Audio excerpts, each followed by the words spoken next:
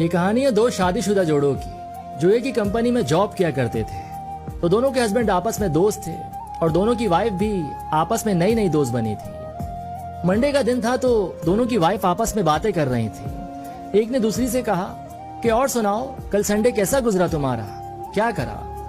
तो दूसरी बोली जैसा तुम्हारा गुजरा होगा, काम ज्यादा होने की वजह से संडे भी ऑफिस में ही थे। घर आए, जल्दी से नहाए, 3 मिनट में खाना खाया और आते ही सो गए।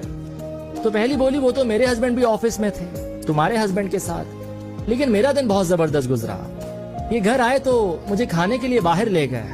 खाने के बाद हमने लंबी वॉक की। जब हम घर आए तो हमने सारे घर को कैंडल से रोशन किया, बहुत मजा आया। ये सब बिल्कुल एक ख्वाब जैसा था। दूसरी ने सुना तो दिल ही दिल में उदास हो गई और उसने घर आकर अपने हस्बैंड से झगड़ा कर डाला। अगले दिन उसके हस्बैंड ने ऑफिस में दूसरे हस्बैंड से पूछा कि तेरा संडे कैसा गुजरा था? तो उसने उसकी बात को काट दिया और बोला कि पहले तू अपना बता।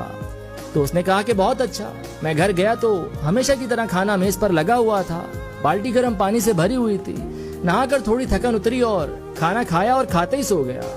चल भाई अब अपना भी बता दे। तो बोला बहुत खुश नसीब है तू, मेरा संडे मेरे लिए बहुत मुश्किल था।